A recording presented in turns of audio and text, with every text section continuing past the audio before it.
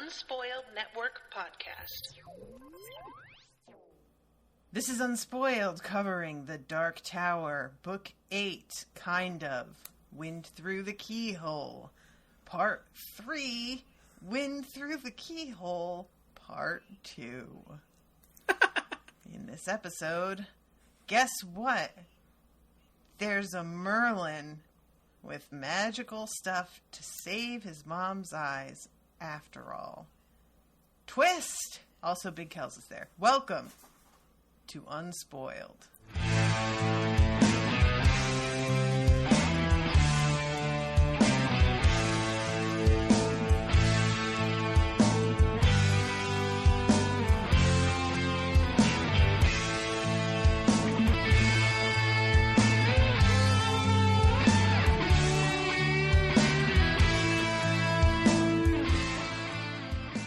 So I was like, yeah, I mean, how could he be so stupid as to think that this thing was actually there? Guess what? What a twist! It's a fucking fairy tale. Of course there was a magical wizard with something to save them and fix everything. Yeah.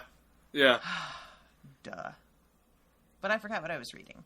Maybe I forgot what I was reading because the Red King and 19 are in it a bunch of times. Yeah, it's alright. It happens. Confuses everything. Perhaps. You know what I forgot? Our names. What are they? I don't know. I forgot too. Damn it. I'm Natasha. Oh yeah, I'm Miles. That's right. I remember now. Yeah, so I think it was Tessa French who posted in the group and was like, you know, I was really enjoying this particular entry in the Dark Tower series after being super angry for a while, and you guys just had to remind me how it doesn't make sense that Randall Flagg is in this story, and that now drives me nuts. So thank you for ruining everything for me. You're welcome, Tessa. I'm not sorry at all. It doesn't make sense. Why is he there? He doesn't. It doesn't need to be him. The story works just as well. In fact, it works better if it's not him. They're like, even though I don't like him being in it, I was much more willing to leave that and let it be than I am with the Red King and 19. Sure. Like, I could have I could have just let it go. But then he had to do that, and now I'm like, oh, dude, come on. It's unfair of me. I shouldn't be starting with the thing that I didn't like, because that's the only thing. Other than that, I really enjoyed the story. Yeah, the story's great, actually, as it turns out. I love everything with fucking Merlin and the tiger and the cage and the folding napkin or whatever it is. Mm-hmm. Like, it's just the best kind of fairy tale shit. The robot radio lady confuses me still. Why is that? I don't know. It just feels out of place. Like, How? I don't know. I can't really explain it. It doesn't, like, bother me a lot. It's just, I got to that part again and I was like, oh yeah, there's a robot in a walkie-talkie, and it just randomly, like, these swamp people randomly have it. But they're so up close to the thing. I guess that's why I assumed that. Yeah. Like, they're closer to that Dogan than anybody else is. So I guess I kind of assumed that there was, like, technology filtering down from that area. Yeah, it makes sense, I guess. She says that she's got enough battery for 70 years, so they could have just had it for a long time. From back before they were just little swamp peoples. Yeah, and like I said, I like it as a device. It just feels... It jars me every time I read it. You know what I mean? Okay, that's fair. Yeah. All right, so the last time that I, gave up and was like, let's record already, we had just met the swamp dudes who had, like, helped him escape from the crocodiles with the multiple eyes. Yeah. And they are, when we start here, they're giving him advice, and they give him Daria. Na, na, na, na, na. And if only. Right. And there's, like, this really bittersweet thing where they're, like, explaining to him, or trying to, via the, body language and whatnot, about this tiger. And what they're trying to say is, like, oh, the Merlin's there, but he's been turned into something, but he doesn't know what the hell they're saying. They can hear his thoughts, though, it turns out. Yeah. So, sorry. So you talking about the part where they, like, get down on all fours and are, like, walking around? Mm-hmm. See, I thought they were imitating Billy Bumblers in that moment. Oh. Because the, I thought they were trying to tell him that the Starkblast was coming and that they were all going to die. I thought that was later that they explained that they're all going to die. Because that part he does understand. Yeah, he does get that for sure. But it is weird that they can hear his thoughts. Yeah. Again, that's another, like, kind of weird thing that feels like it fits in the world, but, you know. Yeah. But I'm not sure it needed to be here. Yeah, there's, like, I mean, I've been willing to let go of things, and that is one of those that I'm just like, I will let it go, but if you want to bring it up, I'm 100% in agreement with you. Like, yeah. I don't understand what really they're supposed to be. If it's meant to be that they're like a species that went extinct finally because of the Starkblast finally wiping the last of them out, or what. But well, yeah, they can't be telepathic though, because if they were, they could project their thoughts into his mind, right? I don't know. I don't know that there isn't just a one-way telepathy thing. I guess, yeah. They're receivers, but not senders. Yeah, a lot of people are able to read someone else's mind without getting read, right? Like in stories, I mean. Yes, in real life. There's a Facebook group about it. Now, I mean, I've encountered, like, you can read someone else's mind and not let them read yours, but, like, that's when you don't want them to know what you're saying, right? Mm-hmm. Like, I'm trying to recall an instance of a species or even just a type of character that doesn't have the ability to send messages but can constantly receive. It's not coming to me, but it could be a thing. Yeah, well, at any rate. In any case, the thing here that really bums me out is when they are like, hey, so, by the way, and then they do a nice imitation of freezing to death. Yeah. But this poor kid doesn't understand. And then when he's like, I'll bring this thing back to you, and they're like, oh, sweetie. Yeah. No. Yikes, guys. Yeah, it's rough. Ouch. I was impressed both with, like, the way that King got me to care about these adorable swamp people who are trying to help him for no good reason. They just decided, you know what? You're good with a gun. You got some balls, kid. Take our food and our thing. We're going to die anyway. Good right. luck. Which I like that it, like, evolves into that, because at first you kind of think, oh, bow down, you ignorant savages. You know what I mean? Like, they're so dumb that they think this kid's a gunslinger. Look at the natives. But it really evolves rapidly and nicely into this thing where it's like, no, they're choosing to do this because they don't have very much time left, they know it, and they are compassionate people. Yeah, I agree, because that was kind of how I was feeling, was just like, all right, I guess they're just going to swoop in. But there's a much more, like, bittersweet aspect to it. And then they give him Daria, and then Daria dies. Yeah. And that's also really mean. Yeah, that's real rough. So... especially because, like, they form a really sweet connection. I know, and she's like, oh, and I violated... Directive 19. Directive 19.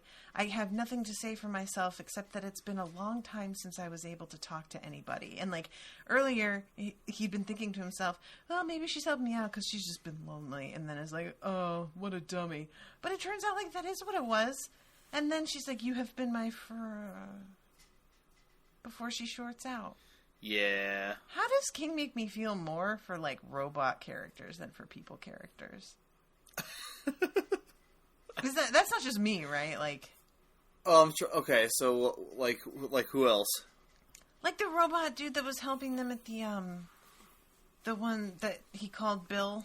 Oh, Stuttering Bill? Yeah. And then the one inside the tunnels. Oh, yeah, Nigel. Yeah. Oh, that's true. You know, there's just been, like, a couple that I've been like, oh, man. He's good at the sympathetic robots, isn't he? Yeah. Yeah. I think it's because they're so defenseless. You know, they have all this knowledge and they have all this ability, but they don't have any agency at all. Right, they're really slaves to programming. Yeah. Yeah. And, like, yeah, you kind of feel for... I think one of the reasons you feel for Daria so much, especially there in that moment, is that, like, she broke her programming. Which suggests, A, that she's more than just a robot, and B, that she, you know, actually cares about this kid enough to do something that, even accidentally, to do something that, you know, that will result in her death. So, right. To basically, like... To have that fact be revealed by the fact that she's going to die is really... Right. It's hard. Ouch. So, yeah, I feel like we're jumping around a lot because there's just so much that I want to talk about, but... There's a lot here. Gets given what's essentially like this amazing automated travel compass system named Daria. And he doesn't know initially that there's like she's like Alexa, where she just starts talking and freaks you the fuck out. Like, right. I don't have an Alexa because I'm not here for people spying on me any more than they already are. For sure. But apparently Alexa, like, there had been some weird glitches recently where she would just start laughing when nobody had said anything. Have you seen those? No. Oh my god, it's so creepy. Well, I was gonna sleep tonight. Thank you. There's multiple, like, if you search Twitter and YouTube and stuff, people have posted video where they're just standing there with their camera trained on Alexa and they don't say or move or do anything. But then all of a sudden it's oh. Yeah. Oh. Yup. It's the worst thing I've ever heard. Yeah, and no, I'm not going to have one of those things in my house. I'm not getting one of those. And then there was one that my friend posted the other day where apparently you can be like, Alexa, add this to my shopping list, and say something and she'll remember it. Well, somebody has 2 kids between the ages of like 5 and 8. Uh-huh. And she said, Alexa, read me my shopping list. And Alexa's like, the most recent 5 things on your shopping list are poop, poop fart, fart poop, throw poop, poop butt. Would you like me to read the next 5 items? And she says, yes. Fart, fart, barf, barf, barf, barf. It's just like, and she goes on like that, and it's like 30 items. Oh my god. Oh. So anyway. That is beautiful. That's what I kept thinking of with Daria, and she just speaks up out of nowhere because he's fumbling in the dark, and she's like, would you like a light, traveler? Yeah. And he's like, oh god, what? And like almost falls over. I like the bit where he's like, later he would tell himself that he shouted in surprise, but really he screamed like a baby. Yup. Accurate. Yeah. There's so many things that I think, as I would do. What really happened? Because I remember it this way, but sometimes I wonder. And yeah, so she has this little light thing, and she can like track the weather, but the Directive 19 makes it sound like she's not supposed to tell him what it is that's going on. There's a few things she's not supposed to tell him, but I don't think we really know what they are. What is the violation exactly, do you think? That's my question, is like, because she says, like, there's magic in this area. Are you sure you want to go up there? He asks what kind of magic. She waits a moment, and because he says black or white magic, and there's a pause, and then she says both. Right. And I'm wondering if the magic is part of, like, is that directive actually from the people who created her, or is that directive from Randall Flagg because he's trying to fuck up his life? Right. And definitely we know that Flagg has been here and is, leaving him notes and shit. Mm-hmm. So It feels like something about the Starkblast, right? She says, like... Let me find the spot. Hold on, let me get my thingy open here. Because she says some things in, like, a sort of a weird way.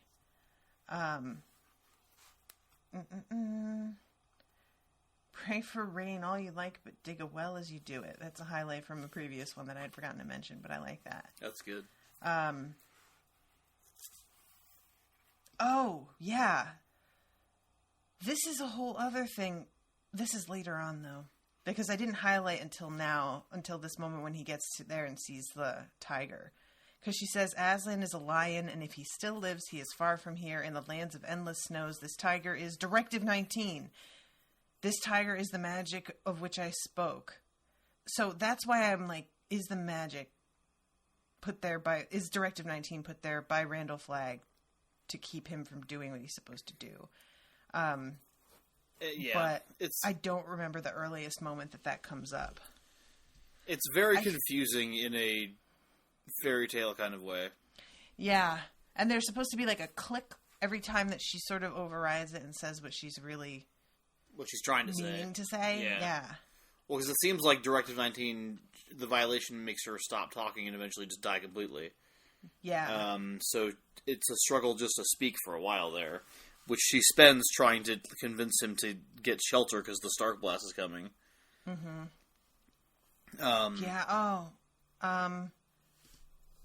Yeah, okay, so there's... the first part, he asks about the mushrooms that he passes. They're giant yellow mushrooms standing 4 feet high. Like, this is a very Alice in Wonderland bit of that and the 3-foot-tall blue deer. Yeah. Scamper across the path.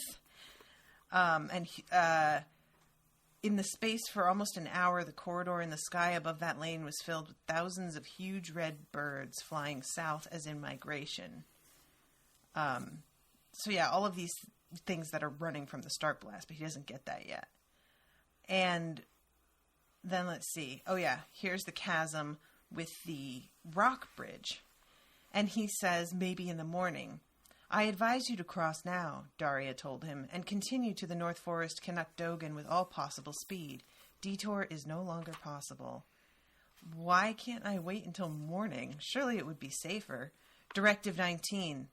A click louder than any he had heard before came from the plate, and then Daria added, but I advise speed, Tim. He had several times asked her to call him by name rather than as Traveler. This was the first time she had done so, and it convinced him. So, like, she's not just not supposed to talk to him about the Starkblast specifically, or the magic specifically. Like, anything that's helpful to him. Yeah. Really seems like it's sort of off limits. Yeah, which is weird, isn't it? Yeah. And also, I have a problem with heights. But I also have a problem with people who are stupid about heights.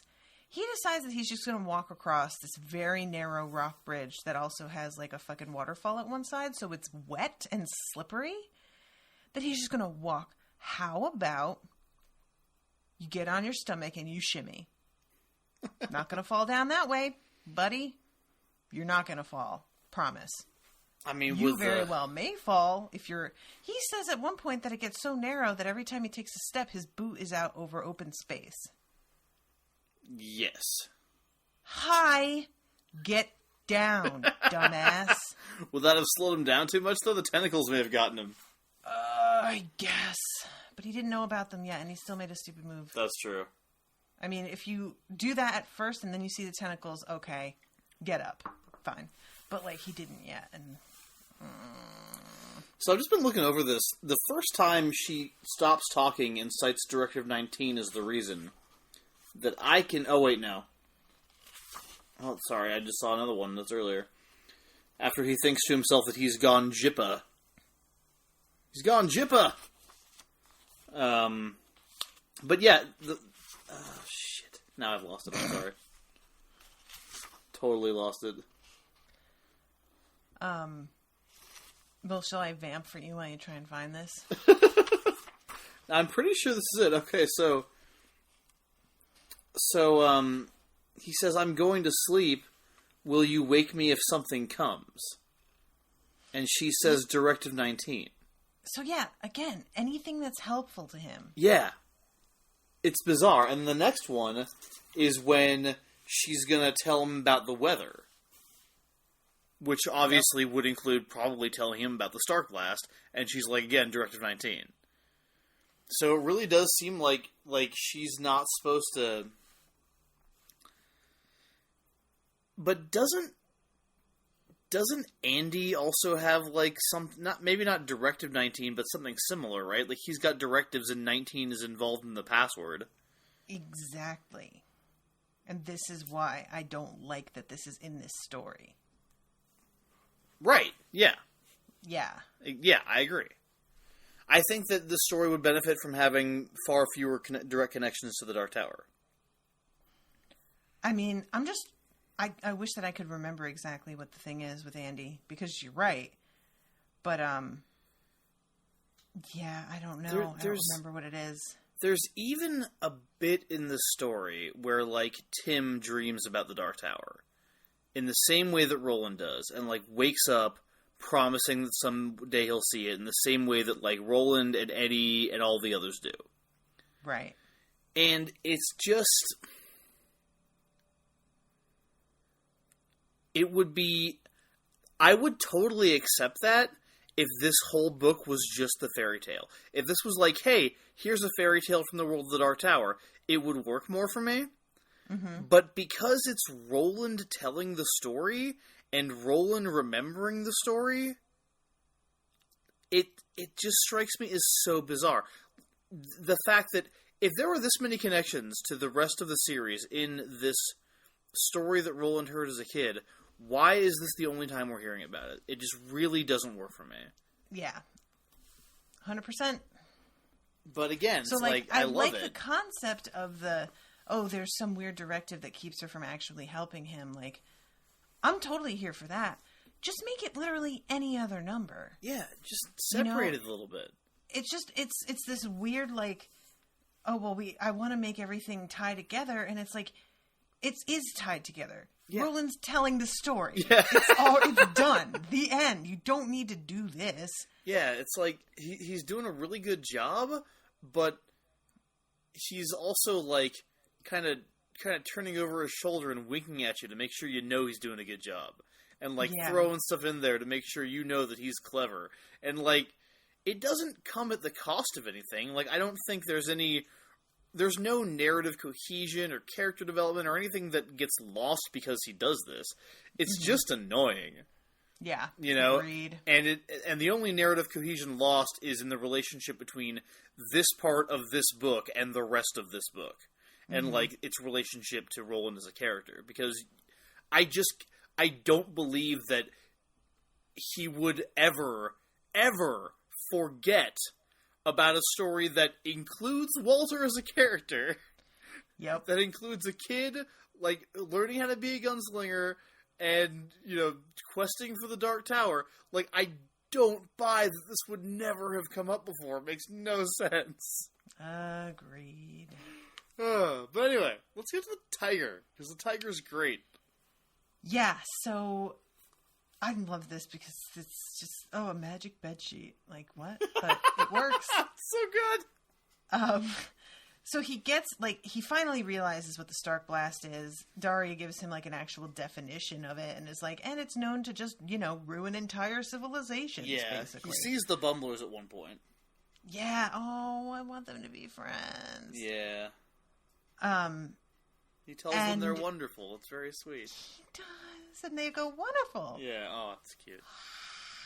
It's cute. Silent screaming. But yeah, he manages to just get to the Dogan as the Starkblast is closing in, and he realizes that it says use key card to enter, right. And that he's seen a key card around the neck of the giant tiger that he just passed. Yeah. And scrawled under, like, the notes on the door is all are dead here. Right? Isn't that what it says? All here are dead, yeah. Yeah. And then there's a note from fucking Walter, and he's just like, LOL, there's a hungry tiger. The key's around the hungry tiger's neck. What are you gonna do? And it's just like, Jesus, dude, chill out. He's like the guy doing the announcements for, like, the Thunderdome. There are no rules. Like, dial it back, buddy, a little bit. Oh, no. See, I love that guy. I don't know. But I think when that dude, like, looks up at the camera after he's like, ladies and gentlemen, boys and girls, dying times here. That's like top 10 movie moments for me, even though the rest of that movie is garbage. Yeah, so anyway. This note yeah. is really amusing because he's basically like, are you going to do it? Because you might die. But then we find out later, like, that tiger isn't going to eat him. It's not even, like, a question. He just says that to try and scare the kid, I guess. Oh, God. But it's not really... You know what I'm saying? Yeah, no, totally. You know what I love most about this note? Is that he signs it with his initials twice. He signs it oh my God, RF/MB. It's like, okay, not only does that kid know neither of those names, but if you're a person who uses multiple names, you usually don't use more than one to the same person at the same time. Just what are you pick doing? One. Oh my God. Oh. Yeah, I did notice that, actually, that he uses, like, two sets of initials that the kid wouldn't even know anyway. Right. Which, again, Roland... Even, like, should be, like, /CM, Covenant Man, you know? Like, yes. Oh, fuck, I forgot. You don't know either of those. All right, sure. But, yeah, then there's this kind of cool thing with the tiger where he, like, goes and talks to it. And, is basically talking himself into, like, going into the cage. Mm-hmm. And straight up says, Psy Tiger, I offer a bargain. Let me use the key around your neck to open yon shelter and we'll both live. But if you tear me to shreds, we'll both die. And the tiger doesn't answer, and he's able to go in, though. I kind of wanted the tiger to attack him and then just be like, it is my nature. You know, that fucking story? God. That story that I hate. I'm so sick of that shit. But yeah, so the tiger, like, is very patient. He opens the cage and Tiger's just, like, chilling, waiting for him to, like, get his shit together. And then he's about to try and get inside the Dogan, and the tiger's like, no, look at this box of magical shit. And he's like, no, I want to get inside the Dogan. And the tiger has to literally pull the stuff out of this box with his mouth. Well, yeah, because to get him to notice it. Yeah, well, because he puts the key card in, and it would normally open the door if the damn thing had any power. Which it doesn't. Nope. So he's just like, oh, good one, RF. Yeah. Good one, he's MB. like, okay, so I fucking risked this thing with this tiger, and we're gonna die anyway. Awesome. Yeah, and then the tiger draws his attention to the giant fold-out napkin in the box, which keeps them warm and protects them throughout the storm. Which, you know, he gets to cuddle with a tiger. For one thing, I just want to say, like, I would love to cuddle with a tiger. With a purring tiger. Yeah. It's purring. Yeah. Like... Hi. This is a literal dream. I'm not exaggerating. What do you mean? This is a fantasy scenario. Oh, yeah. Oh my God, I'm so jealous. Being in shelter while a storm rages outside, but being completely safe, cuddled up with a giant purring tiger. Yeah, that's. Oh, I'm so mad. It's everything I want out of life. If this kid complains for the rest of his life, smack him in the face. Just, yeah, that's all there is to it. The end. Thanks for coming, guys. Like, all I wanted for this podcast was us to get to the moment where he's snuggled up against a purring tiger. It's so awesome. It's like, imagine if you were on, like, a bearskin rug in front of the fireplace, except the bear's alive and snuggling you. Aww. That's the only way that's better. I'm so glad you had such a strong reaction to this as I did. Like, I'm somebody that's so into creature comforts, and my cats being on me and purring are like number 2 on the list of things that will always make me feel better. Oh, yeah. Yeah. You know, it's just, there's no getting around it. That is just this amazing balm. In my case, I don't know why it is, but... In my case, it's my dog, who's right here next to me right now. Dogs don't purr, though. Oh, you haven't met my dog. He totally purrs. Does he? He makes all... You might want to get that looked at, actually. That's worrying. He makes all kinds of, like, weird stuffling sounds, and it's adorable. And, like, when he goes to sleep, he'll dream, like, start dreaming right away and start, like, doing, like, really tiny yips. Oh. And he's like a huge, like, 75-pound pit bull. Oh, bless him. Yeah, he's the cutest guy. We love him. Yeah, so they weather the storm. Get it? And, have I told you that rhyme? Whether the weather be good. Have I told you that this was like a thing that we used to loosen our tongues up when we were in drama school? No, I don't think so. And we were like getting our voices ready. It's whether the weather be fine or whether the weather be not. Whether the weather be cold or whether the weather be hot. Well, whether the weather, whatever the weather, whether we like it or not. And we'd have to say that like 7 times. Well, whether the weather, whatever the weather, whether we like it or not. Yep. Nice. It's very, like, it was one of those things that I learned it and immediately remembered it and then just could not stop saying it. Whenever there was, like, a little bit of downtime, I'd just start to chant it to myself. That's nice. But, yeah, so they get out of there, and it's still, like, really cold. Yeah. But it's not as it was, where there are dead birds falling from the sky, smacking him in the face, by the way, which just seems really harsh. And, this is when the tiger asks, like, nuzzles the box again, and he pulls out this bottle, and he gives the tiger some drops, and he tries to be like, let me know if it's too much or when I should stop or whatever, and the tiger just looks at him like, can we just do this? Right. Like, I just love how the tiger's just like, oh, dude, just... Like, I imagine Merlin just so over it. Yeah. You know? He's really nice to the kid once he gets transformed, spoiler. But, yeah, he is really done with this bullshit. Yeah, for sure. He's been a tiger for a while. So he gets transformed back into himself, and it's this really horrible process that makes this kid think that he's made a terrible mistake. He almost falls off the edge of the cliff edge. Can you imagine how different the story would go? It's just falling off. If he just went a step too far and fell over. Like, there's the kid standing there and thinking that this is poison, not medicine for his mom. Right. The dude who can explain to him how to get home is dead. Right. He doesn't know that it was a dude at all. Yeah, no, if he doesn't run into Merlin here, he's fucked when it comes to getting home. Like, everything just... So yeah, one false step, Merlin. God, be fucking careful, buddy. Should have put a fence up.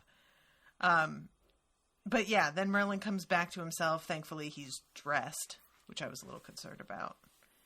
And he's just like, yeah, all right, so you're going to want to save some of those drops. Be careful. Close that bottle up. Mm-hmm. You're going to want to take that home. That's for your mama's eyes. Yep. Also, you have that hatchet. Give that shit to your mom as soon as you've put the stuff in her eyes. Fix that. Then give her this.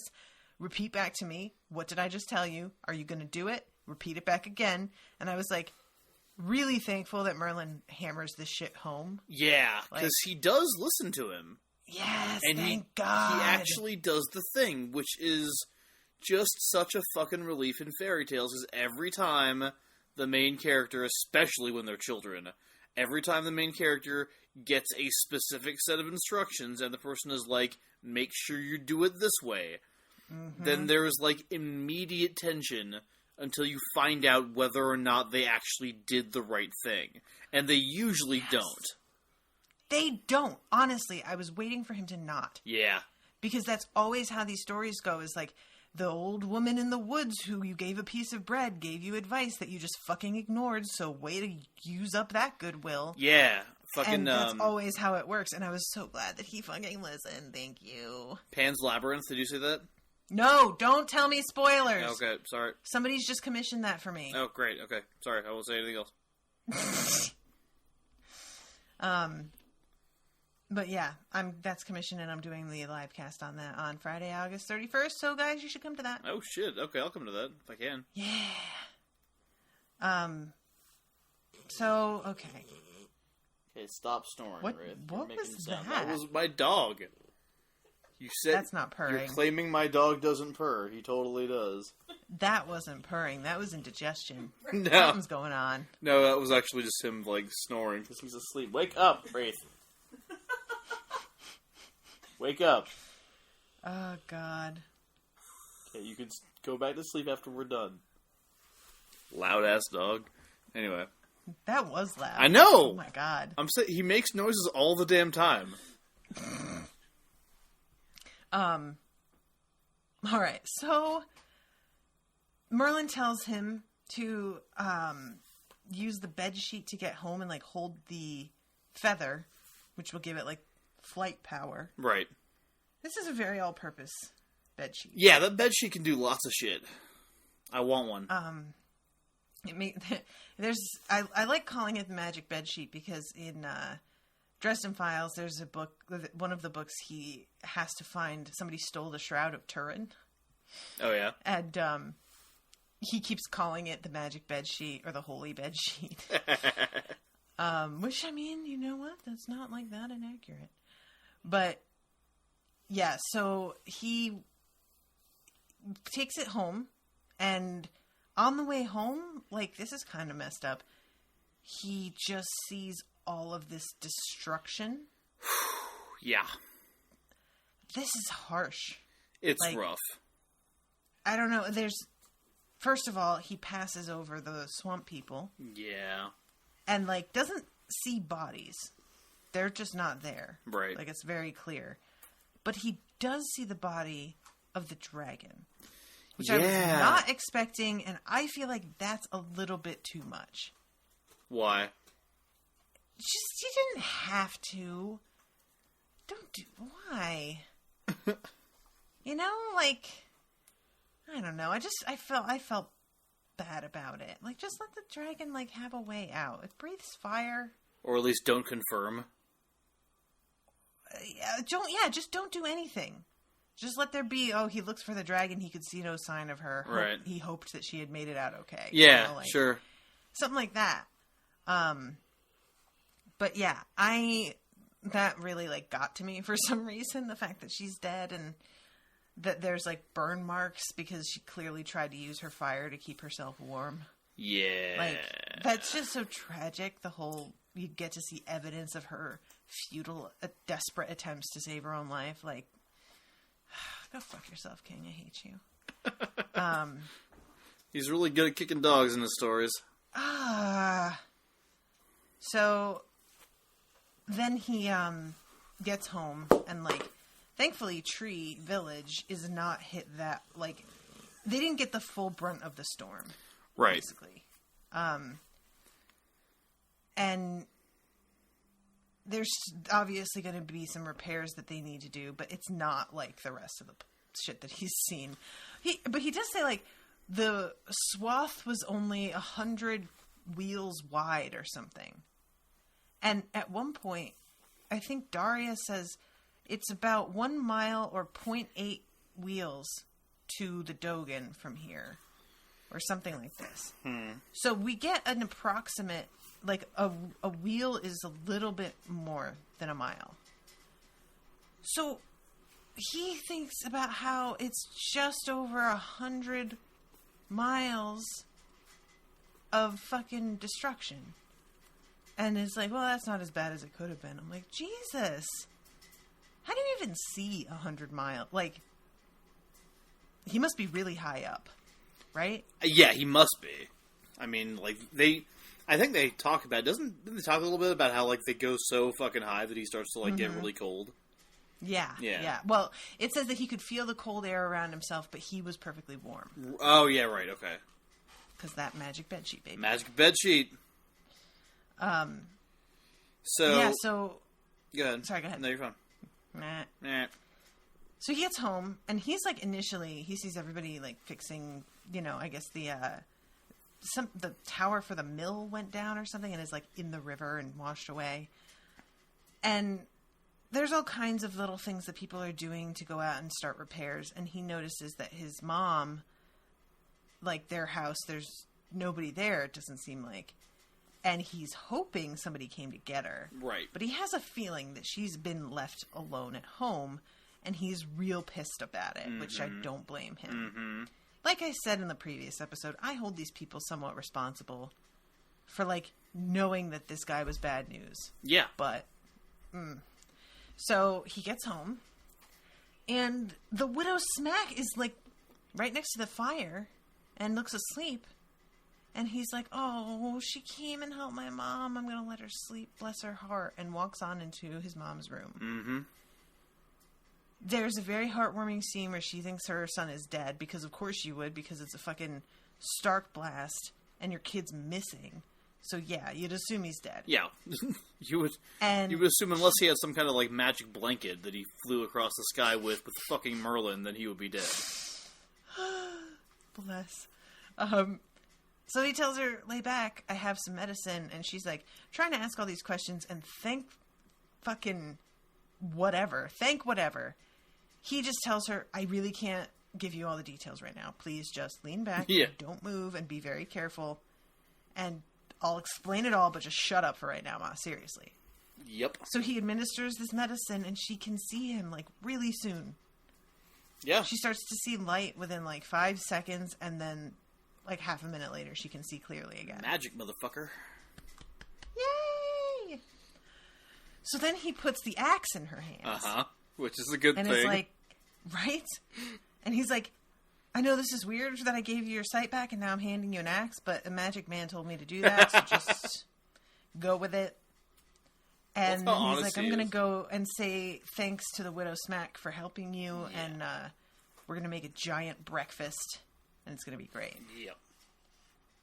And he goes to the living room and shakes her to wake her. And her head just lolls to one side. And then he realizes that there's blood. And just as he's putting two and two together that she has had her throat cut and is dead, somebody's hands clench around his throat. We know it's somebody this is. Motherfucker who came back. Who I hate this guy. I hate him too, and it is incredibly satisfying. It is. When Nell puts the fucking axe in his head. This dude is like incel to the max. Yes, that is so perfect. So I'm going to read this. He had watched the boy go into his mother's room. He had heard Nell's cries of joy, and each one was like a nail in his vitals. She had no right to cry out with anything but pain. She was the author of all his misery, had bewitched him with her high breasts, slim waist, long hair, and laughing eyes. He had believed her hold on his mind would lessen over the years, but it never had. Finally, he simply had to have her. Why else would he have murdered his best and oldest friend? Now came the boy, who had turned him into a hunted man. The bitch was bad, and the whelp was worse. And what was that jammed into his belt? Was it a gun, by gods? Where had he gotten such a thing? And then he tells him, as he's like strangling him, I'm not going to shoot you. I'm not going to cut your throat. I'm going to shove your face in the fire to fry your eyeballs and boil the skin from your... Yeah. That is deeply fucked up. Yeah. What? This guy's a psychopath. He is, but as you alluded to, you know, the mindset is not the most uncommon thing in the world, unfortunately. Like, the mindset of, you know, of like, look at that woman over there. How dare she be so beautiful? It's her fault that I can't think of anything else, and I have to do horrible things. You know what I mean? Like, we fucking see it all the time. And, like, he's more psychopathic than usual. Like, the whole burning his face in the fire thing is like, okay, dude. Yeah. You know, like, that's not normal. But, like, the other stuff is more normal than we would like to think. And I think that's what kind of got me about that moment. Was, like, I do know that this is a really, unfortunately, toxic masculinity common thing. So then when he goes that extra step and is like, I'm going to boil the skin off your face and make your eyes like, that's just a whole other level that I wasn't ready for. You know? Like, yeah. Jesus Christ. Would you have preferred that it not be there? Like kind of a banality of evil type thing? Or, like, is it better that he's not just a regular, like, scumbag, he's, like, something worse? I don't know. I kind of have mixed feelings on that because there is something to be said for somebody being, you know, it's like that Game of Thrones thing where they just, like, can't handle a guy just being a bad person. They also have to make him a rapist or a child molester. Yeah. You know what I mean? Yeah. So I'm like, do we really need it? I'm not sure that we need it. I think I would have been fine if it wasn't there. Mm-hmm. Because there's something about adding it that makes it a little bit less like his mom is sticking up for herself. And it's just that she's sticking up for her kid in that moment, which she would be anyway. But him, like, reciting aloud what he's going to do to her kid when she kills him makes it a little bit different. But I see that, yeah. It's not a big deal. No. I was wondering, because, like, it's just interesting what scares people. And I think that for some people, it's scarier that he goes to that place. You know, it's scarier that he's totally lost his fucking mind.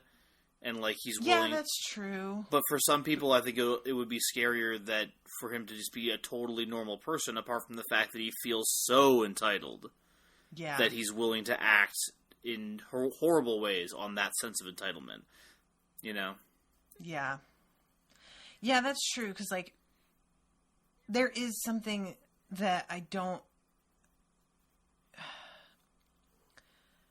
So you've seen in the news, right, about that woman who was in this, like, marriage that seemed to be really great? I don't think so. And this dude... Apparently they were, like, really, really public with their affection, like, on Facebook, and would share pictures of each other all the time and be like, I'm so glad I found you, and you're so wonderful, and thank you for giving me this amazing life and our amazing kids. And he flipped out and killed her and both her kids. And everybody who knew them was, like, floored. That they just seemed so amazing together. And yeah, he went and did this crazy thing. And then there was something like a couple days ago where a guy had his girlfriend reported him for domestic violence. And the very next day he went out and he rented a plane and flew the plane into her house to try and kill her and her kid. Wow. He did not succeed. He died, and they're fine. Oh, LOL. good. Yeah. Darwin But Awards. Maybe you're right in that, like, showing that somebody can just be a little off, a little entitled, and then that shit starts to, like, fester and get worse and worse until they've reached a point where their rage is completely beyond what anybody would ever have expected or would not even just consider rational, because it's already irrational, but it's gone from a place of just I'm lashing out to I'm enjoying hurting you, which is different. Right. You know? So, yeah, maybe in that respect it's fine. Okay. All cool. right. So that's basically the story. I mean, when she says, I cut the rope so, Charry Man. What's that? What? When she says that, like, what is that she's saying? Well, they tied a rope as a symbol of their marriage, right? That's part of the custom of the marriage custom. Oh, I cut the... Thank you. Yeah. Okay, gotcha. As for what she means by Chari Man, you know, I don't know if you knew this, Natasha, Right. but we this gonna is do gonna this? blow your mind actually. But Char actually means Char means death. Char means death. The skulls mean death. Oh God.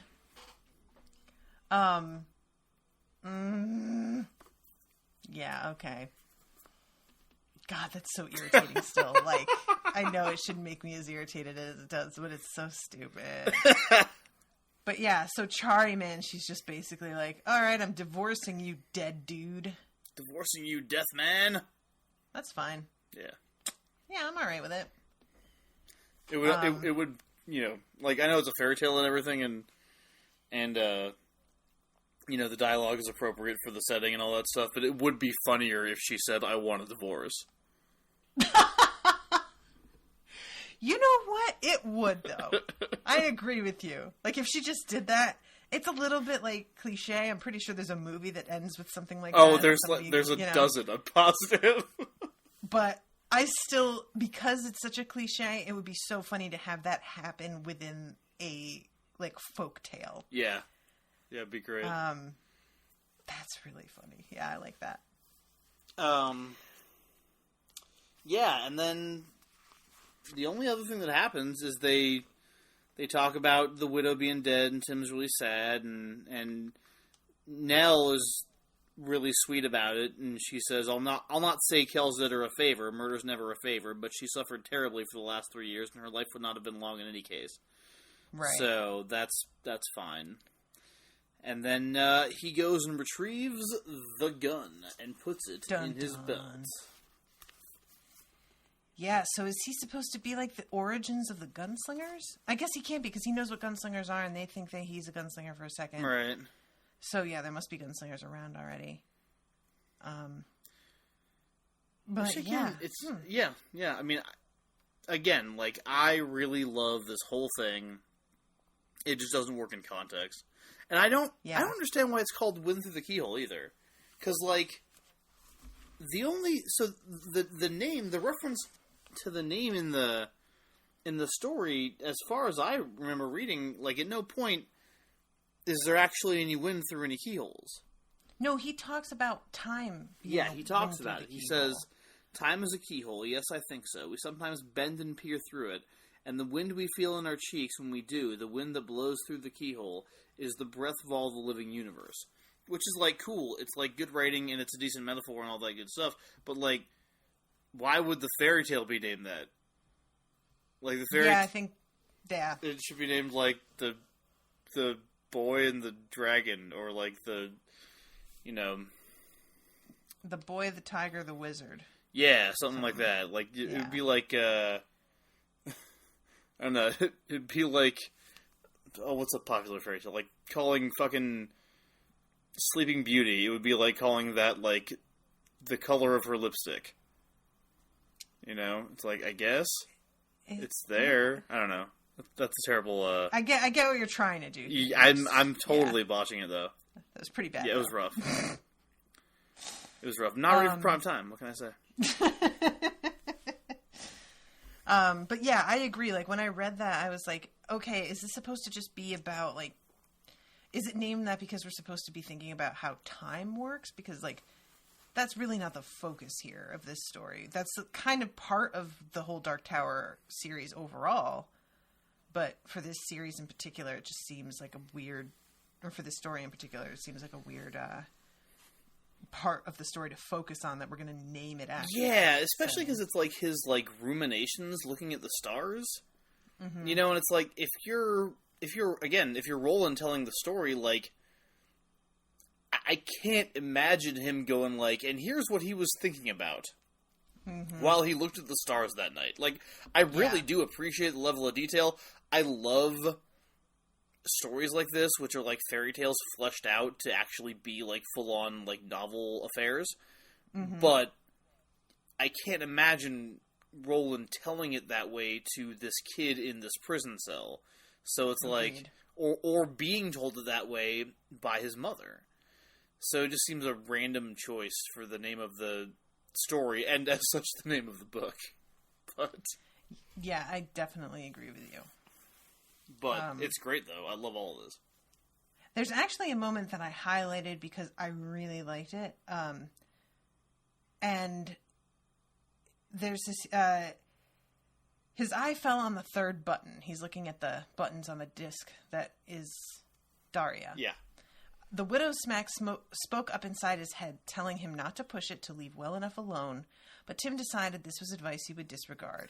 If he had paid attention to well-meaning advice, he wouldn't be here. Of course, his mother might also have her sight, but Big Kells would still be his steppa. He supposed all of life was full of similar trades. Yeah, pretty much. Yo, is that the truest thing, though? Pretty much. There is so much in life that I look back on, and I'm quasi like, oh, I wish I hadn't done that. But then I'm like, but if I didn't do that, all this other amazing shit wouldn't have happened. Exactly. Like, you can't have the good shit without the bad. You just can't. It's not possible. And I just really like that that's, like, acknowledged here, you know? Yeah. No, it's fantastic. I do think that's a really good line. Again, the fairy tale works on so many levels. It works on every level that could possibly exist except for one. And that's being part of the Dark Tower series. Yep. Yeah, what a weird choice to make. Isn't that we've already talked it to death. I'm sorry, guys. I know you don't want us to go back to that. I just really am puzzled as to what King really thought he was doing with that, you know? Yeah, this, I think, almost more than the others, I would love to, like, pick his brain about. Because, like, if I was going to sit down, if I were going to sit down and have lunch with Stephen King, and he'd be like, ask me about any of my books, the first thing I would do is, like, demand to know what the fuck he was thinking, like, with Book 7 and shit, and, like, all those three. But, like, that would be in-depth. That would be me, like, yelling in his face, you know, like, telling him he's a moron and, like, demanding satisfaction. And it wouldn't be fun for anyone, and he'd probably just, like, storm off and leave me with a check, and he will have ordered something super expensive. But, like, if we were to have a civil conversation, I would really be interested to know, like, what his thought process it was, like, writing this book. Like, you're gonna go back to this story. Wind Through the Keyhole comes out in, what, 2009? I don't remember. I know that we've, like, checked into that Yeah, a couple it was times. 2012. It was 2012. Oh, So you're coming back to the story 10 years later after the fact. Like, why this? And why in this way? Mm-hmm. Like, I'm not saying it's bad. I just want to know. Because I wouldn't have done it this way. Yeah. No, I feel you. I feel you. Yeah. But it's good. It's real good. I love the fairy tale part of this book.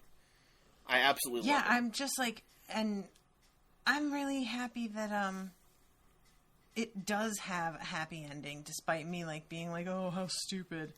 Like, you know, we need happy endings, and why would you tell a kid a story that doesn't have... Like, it wouldn't have made sense if it didn't. But we need this, and I needed this. Yeah. So, I do have a bit of resentment that the Widow Smack had to die, though. Yeah, it doesn't... It's not like a big deal, but I'm just like, oh, come on. I know. It doesn't bother me all that much, but, like, it is kind of like... yeah. It's a really good moment, though, you know? Oh, like, yeah. It's terrifying. Yeah, definitely. But, yeah, I remember finishing... Like, I finished reading this book when we were in the middle of our Book 7 coverage, and I remember thinking, like, yeah, this will be alright. You know, this will be good. Yeah. You know, it's a good place to end on. It's light. There's problems, but they're not deal breakers. They're just weird, and we have to mention them, or at least I have to mention them because I find them so bizarre. But yeah, overall, just really fun. Everything with Merlin, I just loved to death. Yeah. You know, regardless of what form he was in. And, you know, and again, I really like what he did here. It's just so strange. You know, the framing device of Roland telling the story is weird. And just, there's a lot of things that I want to know why they were done, but the end result I find highly enjoyable. We didn't really talk about the Aslan thing. What do you think of that? Man, I don't know. What? I don't know. I think he was being cute. Yeah, because apparently, like, one of the beam paths is, like, the lion beam, like, because they're all animals. Yeah. And so the suggestion here is that, like, Merlin talks about how not even Randall Flagg could turn him into a lion. Couldn't make him look like Aslan. So the closest he could get was doing a tiger as sort of a teasing thing because of the beam. Right. But that's it. Which is a weird thing. Like, why can't he? You can make somebody look like a bear, right? And there's a bear beam. Yeah. Or a turtle. I think C.S. Lewis would have a problem with this. Agreed. Agreed. I think he would be like, wait a minute. Aslan isn't one of any 12 anythings. Alright? Yeah. And speaking of that number 12, by the way, that's problematic. Why is 12 problematic? I mean, just Christian shit, 12 disciples and all that, you know, like... Oh, right, that. Yeah, that's fair. I think that this is really, like, you know, putting Aslan in a pantheon is kind of a ballsy move, to be honest. It's true. And just, yeah, the way that he's described as being, like, simultaneously, I'm going to, you know, talk about him in these reverent terms where, you know, he's able to... He talks about him like he's almost a god, but then, like you said, he's one of many. Right. It's just a weird kind of, yeah. I don't know. I don't know what to make of it. I don't know who holds the rights to those books right now, but yeah, I wonder if he got permission, you know? I don't know. It's weird. It's a weird thing to do. It's another, like, kind of thing thrown in there where you're like, huh, why'd you do that, buddy? So yeah, because at first when they mentioned Aslan, I'm like, oh, that might be kind of cool. And then when I saw what he was saying, I was like, I don't know about that. What does they say about it? He says something about, like, Aslan goes to the land of winter or something like that. What was it? You read it earlier. What about the tiger? Is it the guardian of the beam? As soon as he articulated the idea, Tim was filled with horror. I can't leave a guardian of the beam out here to die in the Starkblast. The guardian of the beam at this end is Aslan, Daria said. Aslan is a lion, and if he still lives, he is far from here in the land of endless snows. The tiger is Directive 19. Right. This tiger is the magic of which I spoke. Never mind it, seek shelter. And then the part where he is talking to, what's his face? Merlin. Right. And let's see, where's the part? I've been that shape for many and many-a. It's a sad world, Tim Ross. As for me, since this is the beam of the lion, 'twas his little joke to put me in the shape of a great cat, although not in the shape of Aslan, for that's magic not even he can do, although he'd like to. Or slay Aslan and all the other guardians, the beam collapses. And he says, Tim says the Covenant Man, and he says, nay, nay, not he. Little magic and long life, all he's capable of. No, Tim, there's one far greater than he of the broad cloak. When the Great One points his finger from where he bides, the broad cloak scurries. But sending you was none of the Red King's bidding, and the one you call the Covenant Man will pay for his foolery, I'm sure. And then he says something about how he's trapped outside the tower. Oh, God, does he? Yeah. Wait, where is it? I'm trying to find the exact spot where, because I highlighted this part. He's too valuable to kill. I think it's earlier. Hold on. No, I have it right here. Hold on. You got it? Yeah, he can't catch anyone, Tim. He's himself caught, pent at the top of the Dark Tower. But he has his powers and he has his emissaries. Blah, blah, blah. But like, yeah. How? What? How does he... It just doesn't make any sense. There's no reason for Roland to have heard a story where the Red King is stuck on the outside of the Dark Tower. He says the top, too, which is weird, because he's, like, on the second landing. I didn't think he was that close to the bottom. Well, I mean, he's like, when... As soon as Roland starts doing the thing where all the rooms, like, are his life... Right. The Red King is, like, is on the balcony of, like, his toddler room. Well, it doesn't matter where he is, because it really just comes down to Roland having heard this in a story and then not realizing that the Red King is stuck on the outside until, like, book 5 or 6. You can say, oh, but this has all happened before, and it's all part... Like, no. Sorry. That's truly bizarre. As for, the last thing I was going to say about Aslan is that it's interesting that, I mean, he probably means, like, the land of endless snows. Like, that seems like it could be a Narnia reference, but Narnia is in a state of endless winter only when Aslan is gone. And right. As soon as he shows up again, then the snows start to thaw. So yeah, I kind of felt like they were saying that at this moment it's the endless winter because they're in the middle of trying to break the beam. So, like, Aslan manages to beat back the witch is, like, part of saving the beam. Huh. Which is a complete, like, fan wank thing. It's not supported by anything, but that was, like, how I went with it. Yeah. What? No, it's just funny. It's like, I would like a cohesive, like, fan wank chart of all fiction ever and how it connects to each other. Yeah. Fair. Like, that'd be fun. I don't know. If I was, like, a protector of the beam, if I was, like, the beam, the little kid they see in those visions, I'd be like, what the fuck, Aslan? Like, can you hang out here while I'm dying? No, you're going off and fucking around with these, like, 4 kids from London? What are you doing? Ah, Aslan. Playing favorites. I don't know. Just saying. I got a lot of thoughts about Aslan. Those who want to know more about my thoughts about Aslan can listen to the Smash Fiction podcast and specifically seek out our Aslan versus Amaterasu episode for everything I have to say about that particular feline creature.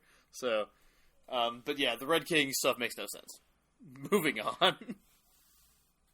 So I'm just gonna leave that there, like, because I had wanted to bring up Aslan and I'd forgotten about the Red King thing, but, like, that's just so irritating.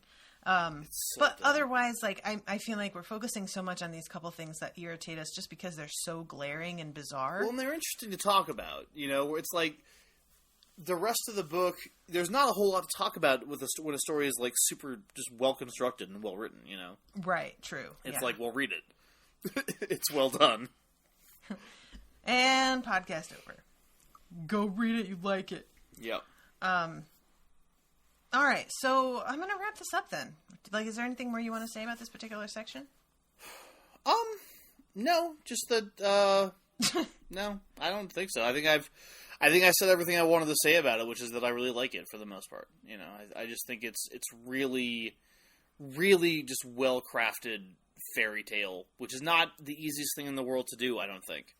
Yeah, no, you walk a really fine line with this kind of thing, with, like, just super corniness, like, below you, as you walk the wire. Yeah. So yeah, I think it's kind of deceptive. Yeah. But yeah, I think you're definitely right about that. All right, well, sir, why don't you do some plugs? Tell us what you got going on. You want me to do plugs first? Yeah, go ahead. I should. All right. Get it. Well, now I'm all thrown off. Well, first of all, everything I'm about to talk about is stuff you can find links to at my website, www.mjschneiderman.com. Among those things include the aforementioned Smash Fiction podcast, which is where we take fictional characters and debate who would win in fights or other contests between them. We also do occasional, like, fun metafiction stuff, as we call it, where we, like, do creative group storytelling, stuff like that. That's what we just released. The 4th episode of Collaboratory is currently up on the podcast feed. Coming up on Sunday will be the next regularly scheduled Smash Fiction match, which is the 2 buddy cops from Hot Fuzz versus the 2 buddy cops from Rush Hour. So nice. I'll give you a little tease here to you unspoiled listeners. If you want to hear, might have done this last week, but yeah, I might have. I'm going to do it again because it made me so mad. If you want to hear me get really mad about something, I think last week I talked about how much I hated the Rush Hour movies. We've recorded the match since then. And if you want to hear me get really mad about some shit and just yell into a microphone like I haven't in a while, you should check out this next episode of the Smash Fiction podcast because I have lots to say. Also, check out the Odyssey Storytelling Podcast, which is a podcast that I host and produce based on a live storytelling event here in Tucson, Arizona. You can also find links to my blog, universesofthemind.com, where, God help me, there has actually been weekly content for about a month now. So it is pretty exciting for me, yeah. I did a 4-part series about my favorite wrestling company, or promotion, I guess, TV show. So that went up on a weekly basis leading up to this past Saturday's wrestling event for that show, which was tremendous. And then yesterday, I actually put up a kind of short, for me, again, like I have a really hard time writing concisely. Most of my blog posts, quote unquote, turn into like essays. But I actually did manage a short actual blog post sized thing yesterday, because the Hugo Awards happened this past weekend, and if you know anything about me or what I do on Universes of the Mind, you know that the Hugo Awards are the reason I started that website, so I keep an eye on what happens with them. And an author named N.K. Jemisin, who is, she was the first Black person to win the Hugo for Best Novel in 2016. And she has now won the Hugo for Best Novel 3 years in a row as of this past weekend,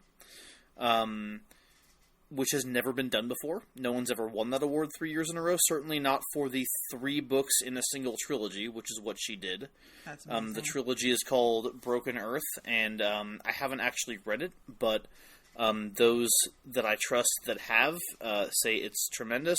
She, as she herself would call herself, she's a large Black woman who's outspoken on a lot of progressive issues. They show up in her books. When I was covering the Hugo Awards in 2015 during the Puppygate controversy, in which a bunch of dickholes tried to get a bunch of white dudes succeeded, I should say, in like getting their slate of like problematic white guys nominated for all the Hugo Awards. N.K. Jemisin was a specific target of the puppies, as they call themselves, the rabid puppies, and their leader Vox Day, who referred to her on several occasions as an ignorant savage, and had blog posts talking about how her people simply were not capable of building civilization. All kinds of really fun stuff. Neato. Yeah, so those assholes got thoroughly rejected when they tried to do this. In the Hugos, you are allowed to vote no award. So you, like, rank, basically, there's a group of, like, 5 entries in any given category, and you rank them based on which one you prefer to win over the others, and somewhere in there you can always have no award. The first time they tried this, no award won 5 categories in a protest vote, because they were all the categories where these dicks and their selections were the only options. So the voters rejected them there. They tried to do it again the following year. It was less organized, and they didn't do as well, the puppies did, so they only had to burn down 2 categories with the no award option. But yeah, Jemisin won Best Novel. And what we've seen in the 3 years since then, and again, this is what I wrote about on my blog, is the Hugo Awards have been dominated in terms of victories by women and people of color. For the past really strongly the past 2 years, the past 3 years kind of, but the past 2 years, 2017, and 2018, it's just pretty incredible, the response that has happened to these people who tried to hijack a fandom. And, Jemison's acceptance speech is embedded in my piece, and at the very least, feel free to not read anything I have to say, but you should watch that video, because it's really good. She's incredible. And it's just really cool. So I wrote a little something about that, which you can go check out on universesofthemind.com. And I'm hoping to keep doing that kind of thing when I can. Cool. Man, that's the first black person to win. There's so many things that have happened this year that I'm seeing headlines. First black woman nominated as governor or running for governor, blah, blah. All this shit that I'm like, really? Was that school in Alabama or whatever? 2018. Yeah, that just got integrated. Yeah, I saw your post about that. Yeah, I just can't. We're just so far behind compared to what we think we are. It's insane. Yeah. So I'm going to say hi to new patrons real quick, and I'm going to tell you guys about some of the upcoming Spoil Me stuff, because, spoiler, there's a lot of it. So, new patrons. Toasted Toad. Nice. Shafali Vasudevan. I think it's Vasudevan. Shafali Vasudevan. Colette Smith, Rebecca Felderman, Robin Patnall, Sigstrada, Crystal Powell, JB, and Kayla Seifert all became patrons this past week. So thank you to all of you guys. Really, really appreciate it. And those of you who are interested in checking out the Spoil Me feed, I have the next 7 episodes of Veronica Mars already sponsored. So that's going to go on a while. Apparently, though, there's 22 episodes in the first season of Veronica Mars. So I thought that we were about, 2/3 of the way to covering the whole first season. Not so. But that's so much more than I expected. I got that book Sunshine, I think I talked about last week, commissioned, and I did the second episode this week, and it was really interesting and good, and I really enjoyed that. I also got the second episode commissioned for So You Want to Be a Wizard. Talk about weird magic. I think So You Want to Be a Wizard wins the award for most unexpected, strangest book so far. I can't get over how much it's defying my expectations of what it was. But it's really good, and I really recommend it. It's just, I'm constantly surprised. And then I just started Iron Druid, the first book, which is called Hounded, today. And it is really, it's very Dresden Files-esque. So if you're into Dresden Files, I think you'll like this. And it's got a lot of magic, but it's also really funny. And I'm charmed by it. I only did one episode covering that so far. And then I'm going to be doing the first 50 pages of Diana Wynne Jones's Fire and Hemlock also. And like I mentioned already, Pan's Labyrinth, which will be at the end of the month. So yeah, there's just a lot happening. And by the time this comes out on iTunes, the crowdcast for it will be over. But I will be doing the next childhood favorites book, Johnny Tremaine, with the gentleman from Overdue Podcast, live on Crowdcast on Thursday, the 23rd at 6 p.m. Central Time. And I'm really looking forward to doing that, because last time we recorded together, I had a blast. We just had good chemistry. So yeah, if you want to come to that live, you can do that and hang out with us three, or you can listen to it on iTunes when I post it there. And the next book for the book club, the September book, is going to be another Stephen King book, The Dead Zone, which I will be covering with Alan Kingsley. So lots going on. I need to do a lot of reading. I need to catch up. Spoilers, have not started Johnny Tremaine. Day after tomorrow. I'm recording on it the day after tomorrow. Woo! Brutal. Yeah, so if you're interested in so you can start reading. Right? If you're interested in commissioning anything, go to unspoiledpodcast.com/shop. You can also go to facebook.com/groups/unspoil or /spoilmepod And that is where people are kind of organizing with each other because there are groups of people who all want me to cover the same thing. So that's where people are kind of organizing. And there's also a link at the top of that group to a document that shows like the listings of everything that's commissioned so far. And it's just a good idea to check that if you're going to commission something, because I did have already somebody commission the same thing as someone else on the same day. Like they both commissioned the same episode on the same day. So I did that in the efforts to keep that from happening again. And also, just as a side note, if you are going to commission something, do me a favor and double check that I can actually like buy the book, because somebody has commissioned something that is a translation from a German book. And it turns out they don't sell the American translation on Kindle or in print anywhere on Amazon or anywhere else that I have found. So I feel bad because she commissioned this and I can't find the book. So I'm going to have to get in touch with her and be like, I can refund you or you can pick something else. I'm really sorry. But and what kills me is like she was trying to be helpful and she linked me to it. But then you click the link and it's like, not for sale in this region. And I'm like, She probably like from whatever country she was in when she linked it, it looks fine. You know, it's not until you're on the American website probably that it's like, hey, sorry. So, yeah, just double check that, guys, if you're trying to do that. Yeah, I think that's everything. There's so much going on right now. I'm just like a little overwhelmed trying to get my feet under me. I'm very happy that the commissions are taking off the way that they are. I just didn't expect it. So I'm like still trying to figure out how to manage my time. Because it does take a lot more time than you would think to do these. So, yeah, man, I feel like there was something else that I wanted to say, but I'm not remembering it. You know what? I'm going to do a plug real quick for somebody else because somebody has bought a high tier on Patreon to get their podcast advertised.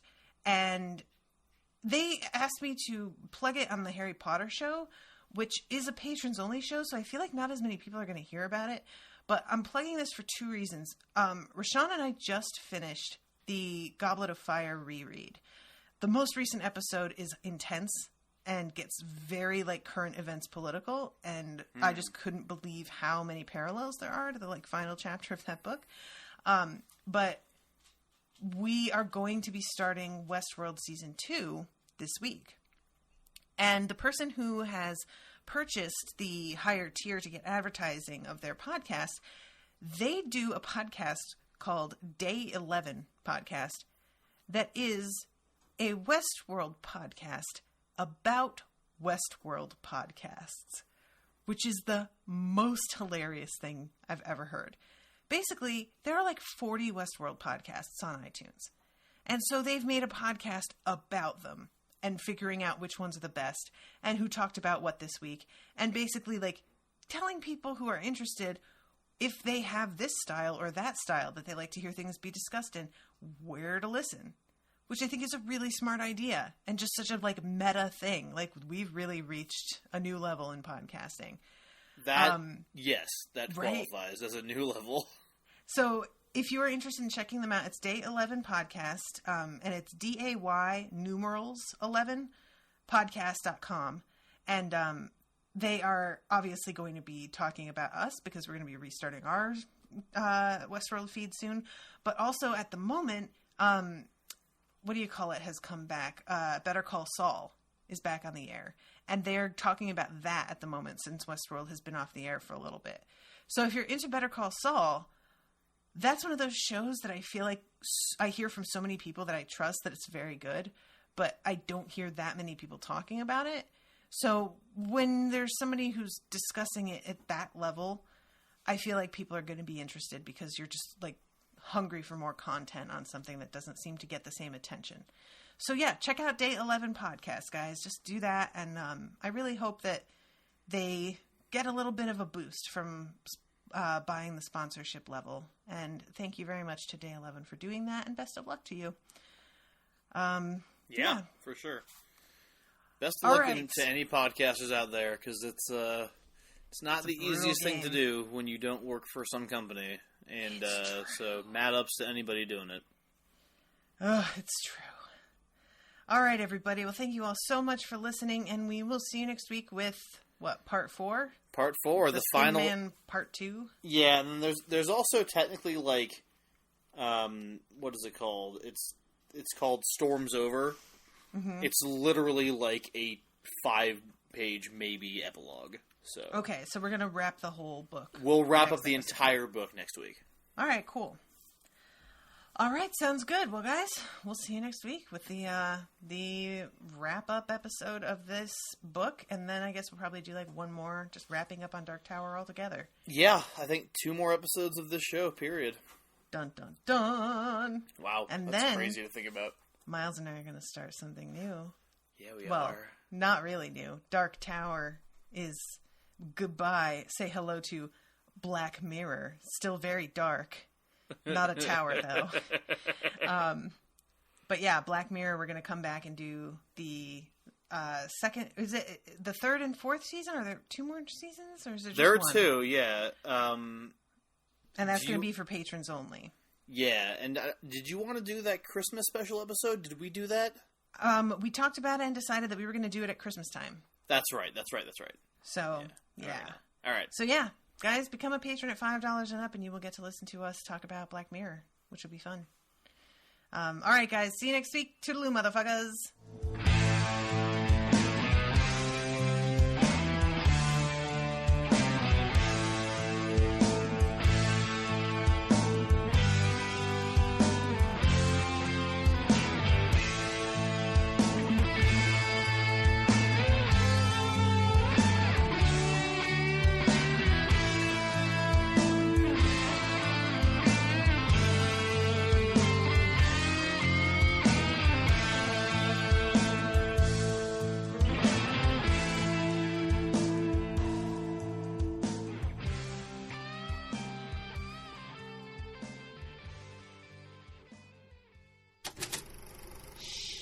That was an Unspoiled Network podcast.